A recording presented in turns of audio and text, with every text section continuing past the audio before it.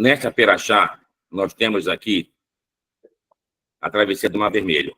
E a primeira frase, que Deus não deixou que a gente tomasse o caminho dos filisteus, e sim que a gente tomasse o caminho do deserto e do Mar Vermelho.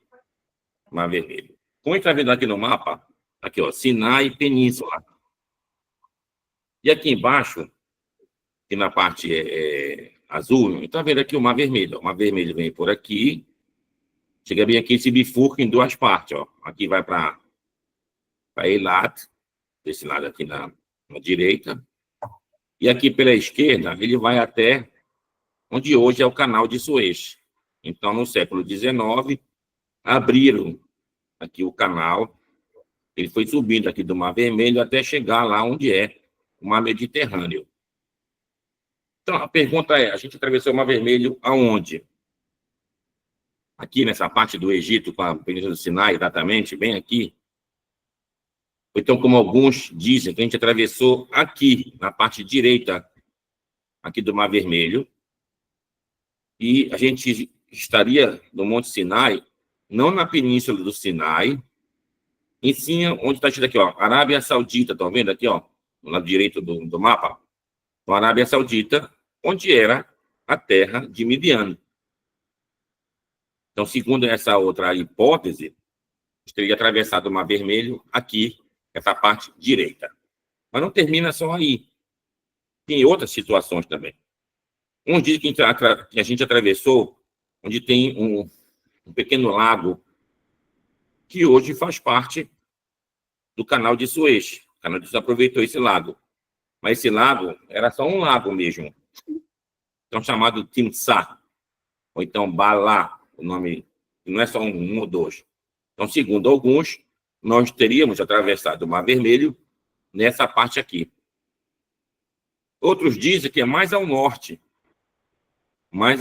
aqui, nesse delta do Nilo, bem aqui em cima, ó, está escrito Port Said, bem aqui em cima. Então, nesse delta do Nilo, que divide aqui em várias partes, um pedacinho de terra. Então, segundo alguns, a gente teria atravessado o Mar Vermelho aqui. E tem uma outra hipótese também. Já que na Península do Sinai, aqui em cima, bem ao norte, a gente tem aqui já o Mar Mediterrâneo, o Mar Mediterrâneo. Mas bem aqui, em cima, tem uma faixa de terra que ela faz uma letra U. Ela entra no mar e faz assim, ó. Faz um U. Então, segundo alguns outros sábios, olha, provavelmente nós atravessamos aqui. Essa faixa de terra, ela existe. E quando o mar está muito tenebroso, quando o mar está com tempestades, muitas vezes essa faixa de terra é encoberta. Então, nós, segundo alguns, teríamos atravessado o Mar Vermelho aqui. Ou seja, aqui Mar Vermelho é só porque é um lago. Hoje chamam esse lago de Bardawil, que é um nome árabe, para aquele Balduíno. Balduíno, daqueles reis da época das cruzadas. Ele teria comido aqui um peixe que estava podre, e esse Balduíno morreu aqui. Então aí ficou o nome dele, Lago Bardawil. O outro nome desse lago é Serbones, o nome mais antigo. Então a gente teria atravessado aqui. Logo em seguida, tu chega aqui na cidade de El Aris, que não tinha na época, logicamente. Em seguida, na faixa de Gaza. A faixa de Gaza, onde moravam os filisteus. Então, daqui a gente vai descer mais para o Mar Vermelho, exatamente. Isso a gente vai encontrar lá em Números, lá no capítulo 14, mais ou menos. E aqui, então, a gente vai ter a jornada dos 38 anos, que vai completar os 40 anos que a gente passou no deserto. Então, mais uma vez, a travessia pelo deserto não passava de um ano andando. Foi o que fez Abraão, foi como Jacob desceu, depois José, e foram enterrar o Jacob na terra de Israel e voltaram, não demorava quase nada. Então, como o texto diz aí, na primeira frase, Deus não deixou que a gente tomasse o caminho dos filisteus, que é bem aqui em cima, onde está justamente hoje a faixa de Gaza, que era a terra dos filisteus. Então, daqui a gente desceu em caminho do Negev, e a gente tentou ir até a terra de Israel e não deu certo. Aí Deus disse, voltem agora e tomem o caminho do Mar Vermelho, já onde é Eilat. Etzion Gaber, são duas cidades nesse pedacinho aqui.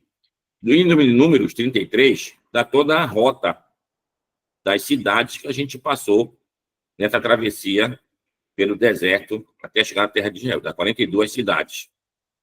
No livro de Devarim, na primeira Perashá, ao mencionar Etzion Gaber, menciona duas cidades, Eilat e também Etzion Gaber, que a gente teria passado lá perto, e assim foi considerado como a gente tivesse ido por lá. Então, a gente está vendo que a travessia do Mar Vermelho, por que é importante isso? Porque antigamente não tinha por que atravessar o Mar Vermelho. Você passava a pé. E não tinha justamente o canal de Suez, e você atravessava a pé. Então, não teria problema isso. Então, Deus fez com que a gente tomasse um caminho que envolvesse o mar. A gente já viu aqui essas possibilidades para que os egípcios perecessem nessa travessia do Mar Vermelho. Eles foram atrás da gente e Deus fez com que um vento forte viesse e cobrisse com terra e atolasse todos os seus carros e cavaleiros e tudo mais. Então, a gente se livrou aí. Então, isso é o que diz a Perashá, um Bechalar. Bom, a partir daí, a gente, desde o caminho que a gente saiu de Ramsés, que é a cidade, passamos por Sucoto. Sucoto chegou em Baal de Sefon. Baal de Sefon quer dizer o Baal, que é a divindade Baal, que é uma divindade cananeia. Sefon é do norte. Então, bem mais ao norte aqui, pode ser uma delas possibilidades, é aquele largo Bardawil, como estou falando. E mais adiante na história, teria lá, sim, um templo dedicado ao deus Baal. Então, isso ia corroborar, talvez fosse lá a travessia do Mar Vermelho. Uma terra de um mar de um lado, mar do outro, como a Torá assim escreve. Bem, isso é uma coisa. Saindo agora do mapa, vou tirar aqui o mapa da gente.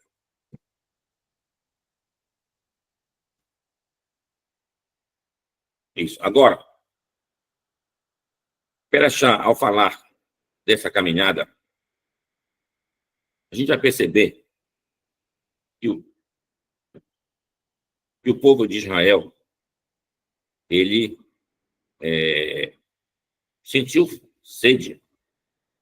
Logo em seguida que entramos no deserto, atravessamos o Mar Vermelho, fizemos uma festa, o povo dançou, Moshe cantou realmente uma canção, enquanto que Miriam e as mulheres tocavam instrumentos musicais como tambores e outros instrumentos, e foi uma festa.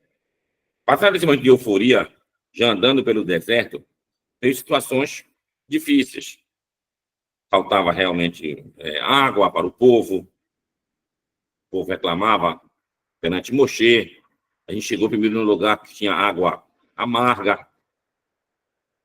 Aí Moshe disse, não, eu estou reclamando de água amarga.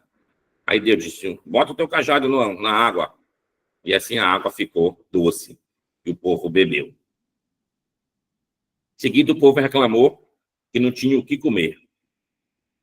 Foi aí que Deus mandou, então, o maná.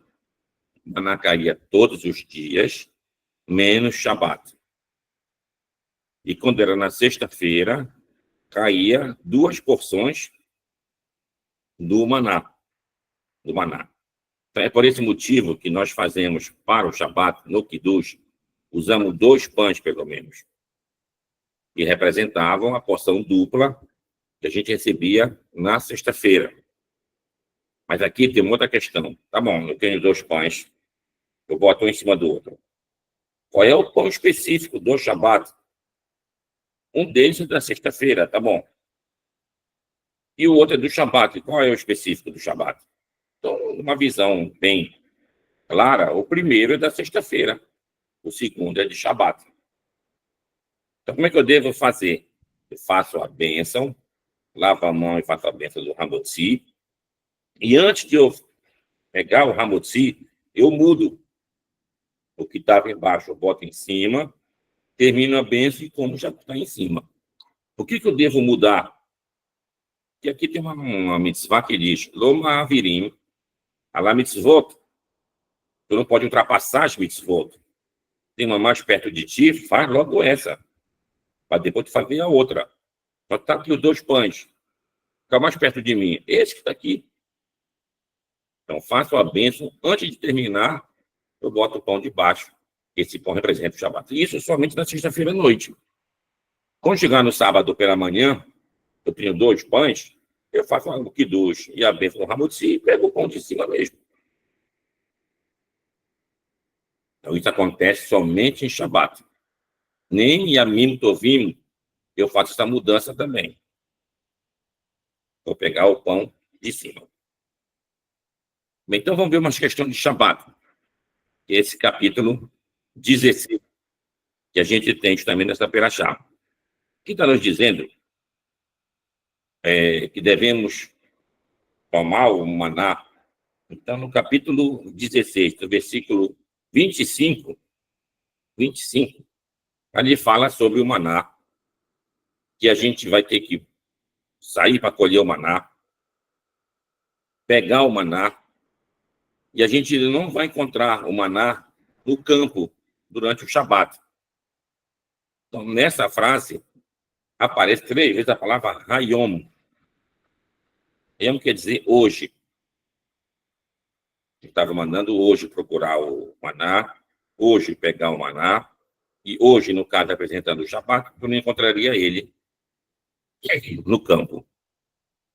Então, como aparece 3 vezes a palavra Hayom neste versículo, é que tu vem a mitzvah das 3 seudot em Shabat. Shalosh seudot be Shabat. Tem a Seudá Rishoná, que é na véspera do Shabat, como está sexta-feira à noite. Tu tem a Seudá Sheniá, depois do Shacharit. E tu tem a Seudá Shelishit, depois da Minchá. E quando termina o Shabat, tu tem a mitzvah da Seudá Melaveh Malká, que você vai acompanhar a rainha. No caso aqui, um título de Shabat. Então, como é agora a especificidade das halachot em relação a isso? Na Seudá Rishoná, eu faço o kiddush. Depois do kiddush, eu lavo as mãos e faço o hamotzi. Então, vou ter a Seudá Rishoná. Quando eu chegar na Seudá Sheniá, mesmo isso eu faço em pé. Faço em pé o kiddush e sento para fazer o hamotzi. Quando chegar na Seudá Sheniá, eu faço o kiddush sentado, lavo as mãos e vou fazer a verachá do pão, que é a Seudá Sheniá, e como pão. Depois posso comer, logicamente, tudo que está referente àquela Seudá. E no final, tanto da primeira como da segunda, fazer o Birkat Hamazon. Na Seudá Shelishit, aqui, a princípio, você deve comer também pão. Então, você vai, lava as mãos e faz o hamotzi e come pão. Mas tendo em vista, sem falar alahá, que você comeu muito durante o almoço, que é a Seudá Sheniá, de Shabat, então, quando chegar na Seudá Shelishit, você está sem fome, vamos dizer assim. Então, você não quer comer pão. Então, aí, você é isento de... Você não é obrigado a comer o pão. Você pode substituir o pão por mesonoto. Mesonoto é bolachas, biscoitos. Já vai mesonoto. Ou então, até se não quiser comer nem mesonoto, somente frutas. Você vai fazer a brachot das frutas, come, está cumprindo com a mitzvah da Seudá Shelishit. E quando chegar no arbit do Motzai Shabbat, você faz a Havdalah. Quando acabar a Havdalah, você vai realmente fazer a Seudá Melave Malká. E aqui, mesma coisa. Segundo o Gaon de Vilna, ele acha que a gente é obrigado a comer pão também nessa seudá, mas tem outras opiniões.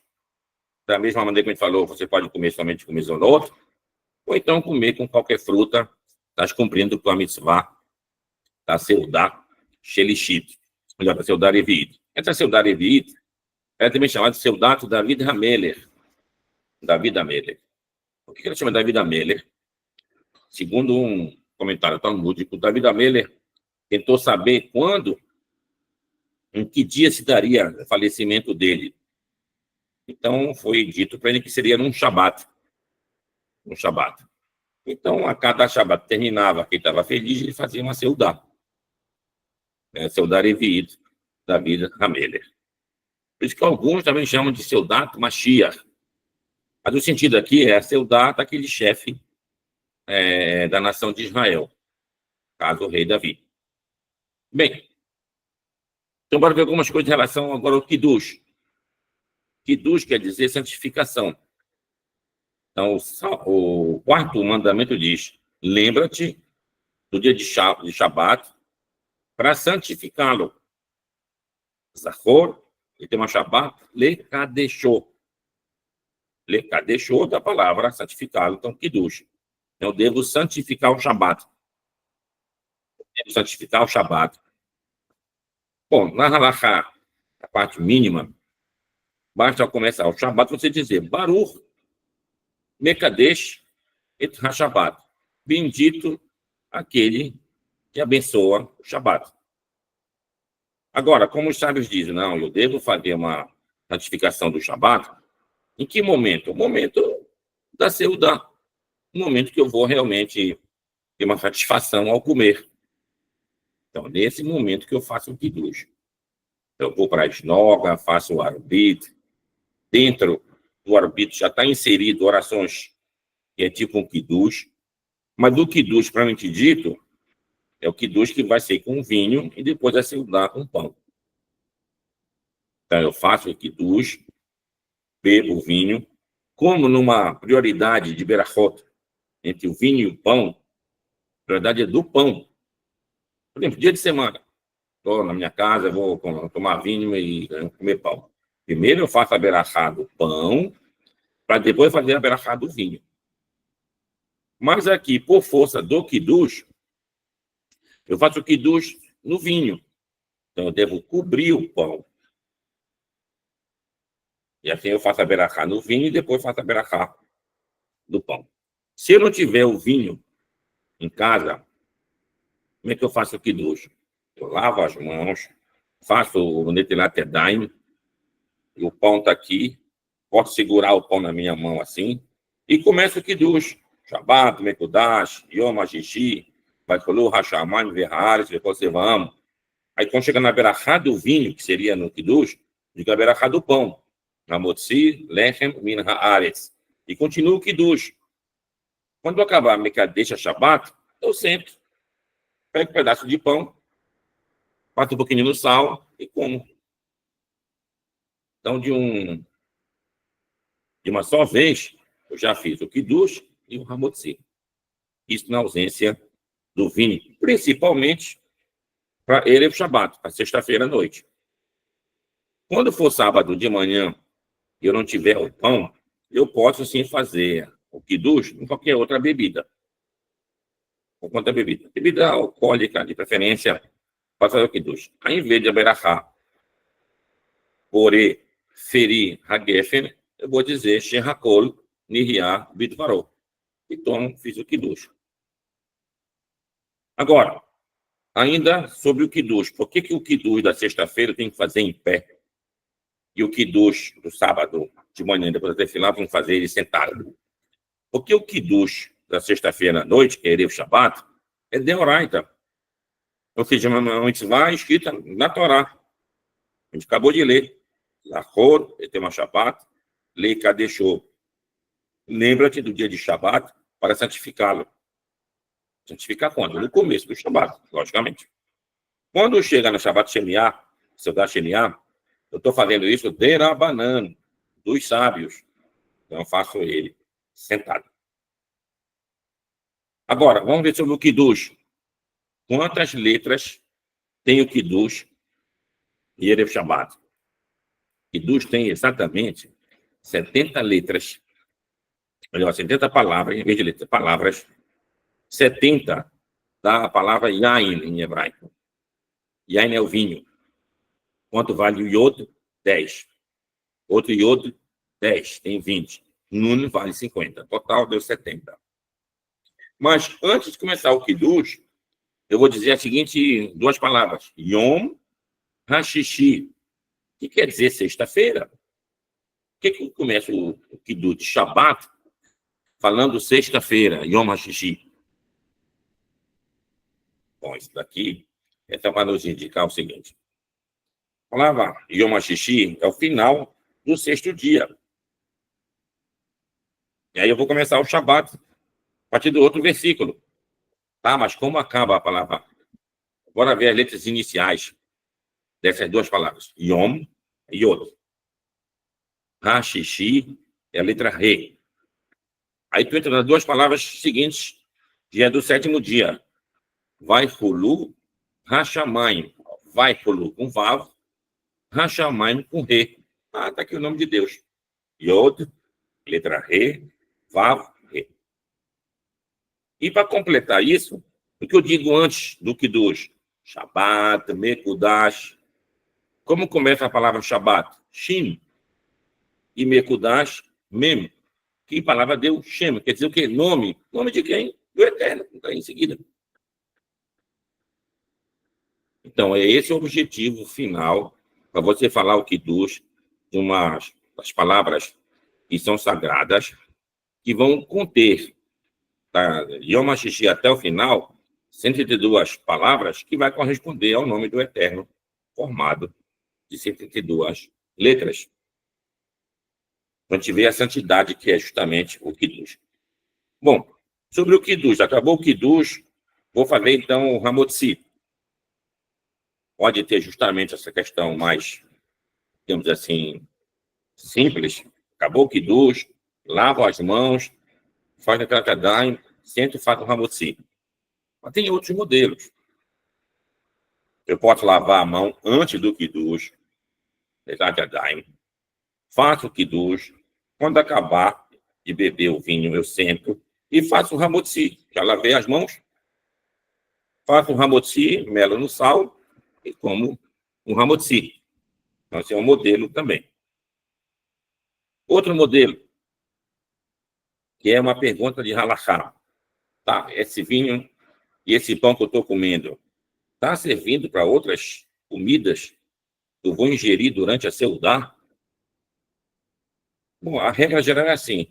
Tudo aquilo que comumente você come com pão, então está incluído. Está incluído. Em geral, as pessoas comem as suas refeições com pão. Aqui no norte do Brasil não é muito comum comer com pão. As pessoas comem com farinha da mandioca. Mas o pão que representa justamente a refeição. Mas, por exemplo, se tiver frutas, alguém come fruta com pão? Não, isso já não é mais o comum. Então, a fruta estaria incluída nessas bênçãos.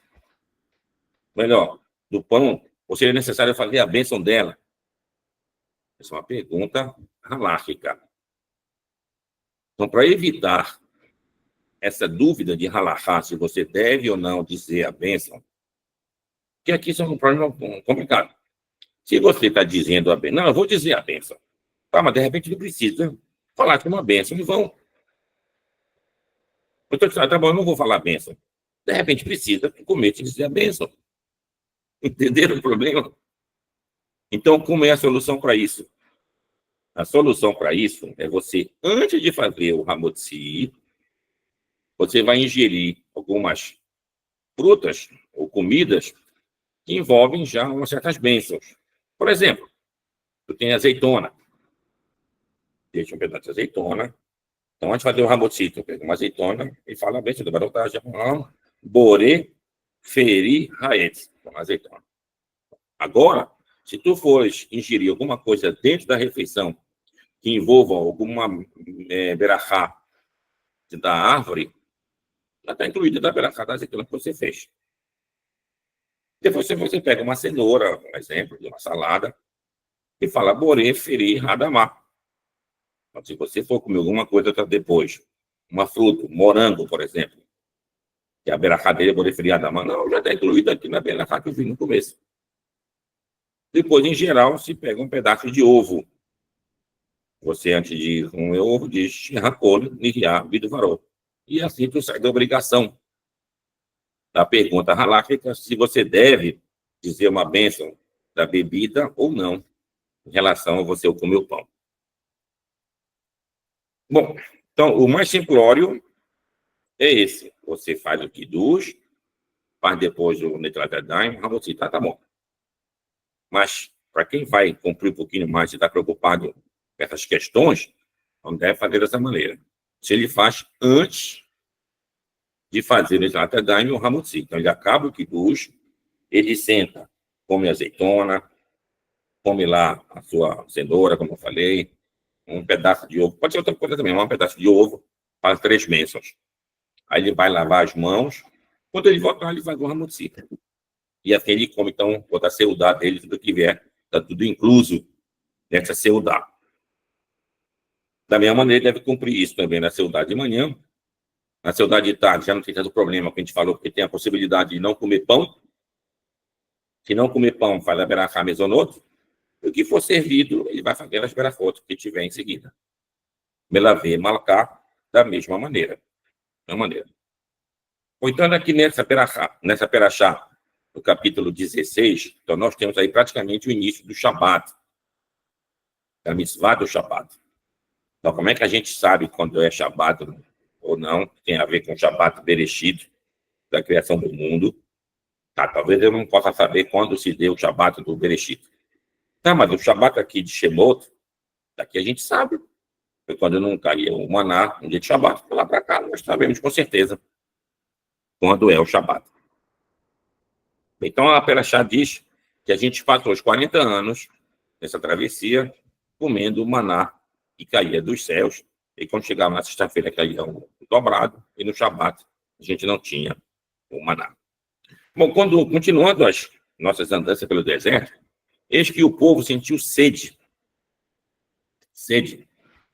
E clamaram a Moshe, e Moshe clamou ao Eterno. E o Eterno disse, pega teu bastão, bate na rocha, e ela vai jorrar água. E assim o Moshe fez. Bateu na rocha, e a rocha jorrou água. Então aqui não é a mesma situação que a gente vai ver mais adiante. Num caso análogo, onde Moshe lá bateu na rocha. Mas naquela ocasião lá, Deus não tinha ordenado ele bater na rocha. Mas ele tentou bater na primeira. Por que não bateria agora aqui também na rocha? E lá ele bateu 2 vezes naquela outra ocasião. Mas nessa daqui, aí ele bateu na rocha e o povo foi chamado para esse lugar de Massá Umrivá. Massá quer dizer de testando a Deus e Merivá justamente desse conflito, porque estava com sede. Então, como o povo em seguida diz, vocês duvidaram se o Eterno estava conosco ou não? Aí em seguida vem, vai avô Amaleque. E veio Amaleque para lutar contra o povo de Israel. Então, essa é a primeira guerra logo após a travessia do Mar Vermelho. A gente saiu, a gente viu aqueles milagres, que eu estou correndo, as 10 pragas. A gente viu o milagre da nuvem de fogo durante a noite e aquela nuvem de fumaça durante o dia. E vimos a travessia do Mar Vermelho. Ainda estava duvidando do poder do Eterno. Se o Eterno estava conosco ou não. Então, por causa dessa dúvida, dessa hesitação, veio Amaleque. Então, Amaleque e seus descendentes são frutos do quê? Da minha imperfeição, da minha dúvida, da minha hesitação. Então, toda vez que eu fico pensativo, será que Deus vai me ajudar agora? Será que à mercê, então, de Amaleque. Então, ele não é o motivo, ele é realmente o resultado, o efeito. Então, o que foi feito para que a gente vencesse Amaleque? O Moshe clamava aos céus, levantando suas mãos, a gente vencia Amaleque. Quando o Moshe cansava e abaixava suas mãos, a gente perdia para Amaleque. Eu preciso, então, que Aharon e Hur é o avô de Bezalel, e mais adiante, para fazer parte da construção do tabernáculo, tiveram que segurar os braços de Moshe. E aí, então, a gente conseguiu a vitória, e Yehoshua derrotou, então, o Amaleque.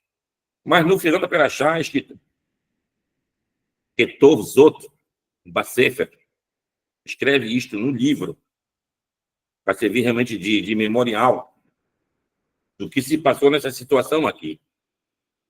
Pela dúvida, vocês duvidaram se o Eterno estava conosco ou não, veio Amaleque. Então, geração em geração, toda vez que a gente duvidar, vai vir Amaleque. Então, existe realmente, como está nessa Perachá no final, é como se tivesse o Amaleque querendo colocar a mão no trono do Eterno. Então, aí há uma guerra constante, no caso, dessa através do povo de Israel, contra Amaleque. Então, Amaleque, o que ele representa exatamente? Amaleque, bora ver agora em Gemátria, quanto dá Amaleque. Ain é 70. O Mem é 40, 110. O Lamed é 30, 140. E o Kof é 100, 240. 240 é igual a Gemátria, a palavra Safek, quer dizer dúvida. Samer é 60. O P é 80, tem 140. E o Kuf é 100, 240. Então, toda vez que você duvidar que tua emuná, fé, ela titubear, ela vacilar, aí você pode realmente ficar nas mãos de Amaleque. E o Amaleque tem várias ramificações. Por exemplo, quem era o rei de Amaleque, que a gente vai ver lá em Bamidbar, chamado de Agag. Agag Melech Amaleque. Da mesma maneira, na época de Shemuel, quando se lutou contra Amaleque, prenderam o Agag, não quiseram matá-lo. Foi quando o próprio Shemuel matou o Agag. Ramano, lá na Pérsia, da história de Esther, era o quê? Agagita. A gente vê aqui a ramificação desse descendente de Amaleque. Então, o Amaleque nós temos até hoje, todo esse descendente de Amaleque, que tentam destruir o povo de Israel, não pelas forças deles, e sim pelas nossas hesitações, pelas nossas dúvidas. A gente não tem realmente aquela emuná shelemá, aquela fé completa, como é dito nos princípios que o Rambam estabelece. Então, para terminar, é dito que o Namão está tentando segurar o trono de Deus, que é esse ar. Então, Yad é mão. Então, o que daria a palavra Yad Amaleque? A mão de Amaleque. Mão de Amaleque, já falamos que Amaleque é 240. 240 mais a palavra Yad. Yad é 14. O quanto dá 254. Está em Gemátria, 254. Quem é alguém que pode ser descendente de Amaleque e que causou na história muitas desgraças, assim, podemos dizer, para o povo de Israel? A gente pode... Hitler, por exemplo. E quanto vai dar Hitler em Gemátria? E é 5, Iod é 10, tem 15, e o Tet é 9, tem 24. 24. O Lamed é 30, tem 54. Por isso, 200. 254. Então, Yad Amalek, a mão de Amalek, Hitler, ele era o quê? Um Agagita, era o quê? Um descendente de Amalek. Então, os Amalequitas estão espalhados por várias partes do mundo, e toda vez que a gente tiver uma dúvida, a gente pode ser acometido pelos males de Amalek. Então, nós temos que ter isso gravado, como está na Perachá, Bacefre, no livro, para servir de memorial. Não te esquece. Masé Avot, Siman Labanim. O que aconteceu com os nossos patriarcas é um sinal para os filhos. Para a gente ter realmente a Emuná Shelemá, a fé completa na salvação do eterno, do cumprimento das suas promessas, mas vai depender também do cumprimento do quê? Da minha parte do pacto com o eterno, ao cumprir as suas mitzvot. Então, quando eu faço a minha parte, quando a gente faz a nossa parte, com certeza o eterno faz a sua também. E assim se completa. Qual é o objetivo que a gente tem para esse mundo aqui? Como está lendo Jabeia, Letaken, Olam, Bemalchut Shaddai, aperfeiçoar o mundo, o reino do Todo-Poderoso. Digamos todos, amém.